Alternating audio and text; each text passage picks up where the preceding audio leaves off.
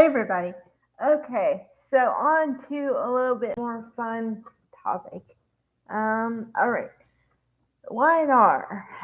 July on YNR. This month is going to be a doozy, and the way they're writing it is great now because I consider the soap opera like a slow burn. Okay, it takes a while to get going, but once it starts, you're like, oh boy. Okay. So remember, I'm gonna give you a little bit of history lesson here. Daniel was in the car when the crash that unalived Cassie happened, right? So Daniel feels guilty and has felt guilty since that day.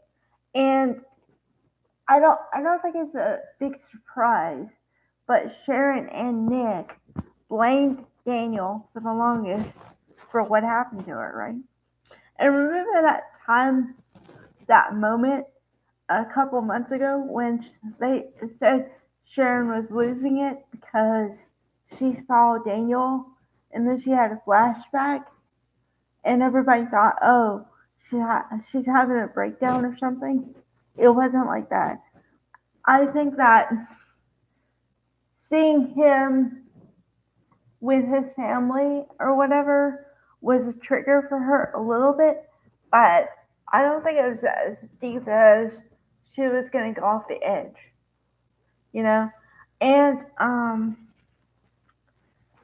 they actually talked about it a little bit today, her and Daniel alone. Um, and she kind of said in so many words that I forgive you, but like I felt you were guilty of it for a long time. I did, but I don't anymore. Sort of, you know? Like I said, not exactly. But here's the thing. Now Daniel has to deal with it because his daughter Lucy is like 12 or 13. So she's going to want to know about his past and stuff. And she was already talking to Heather. Lucy was talking to Heather and telling her about, it's so sad that Cassie died and everything. And she said, yeah, it was really hard. It was really hard for your dad. So, um, knowing the character of Lucy, I think she's going to be kind of inquisitive and want to know even more and more and more. So there's going to become that one episode and or two where they just talk about everything and put it out in the open. But I don't know if that means they're going to show flashback clips or what. I don't know. But I'm just saying, be forewarned about it. Okay. So then, moving on to another story. Also, I'm gonna stick with Daniel for a minute because, uh, remember this was last week, but Daniel was talking to Kyle about Summer, but Daniel was talking to someone else, and whoever it was, I forgot, said, "Don't get involved. It's not gonna go good for you." But he didn't listen. So now we see the full circle of that because Summer found out from Kyle that you know uh, that Daniel was talking to him. So she says, "How dare you tell him? How dare you tell Kyle about me or talk about me? Because whatever you say makes me look like I'm not willing to compromise or. And so, yeah, I kind of knew that was going to come back to bite him. Because you know what I say, even if you're family, don't get involved in family relations things. Just don't do it. Like, if someone wants to know someone's opinion and it involves someone else, like, okay, say you're talking to somebody and they start asking you about your brother, your sister, don't say anything. To say, I don't want to get involved. Because the minute you get involved, You're involved now.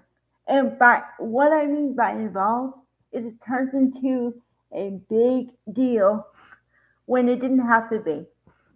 If you would have just kept your mouth shut, this wouldn't have happened. Like you wouldn't be that involved. And the family member wouldn't be mad at you. So, you know. Um okay. So moving on to another storyline. Audra and Nate are getting closer, and Audra trusts Nate enough to ask his opinion about something. So that's good. I can see them as a match. I can see it. But I don't know. Okay, totally personal here. But the way she moves on from guy to guy to guy with no breathing room is like, honey, take a break. Breathe. It's okay to be without a man for a minute. Man.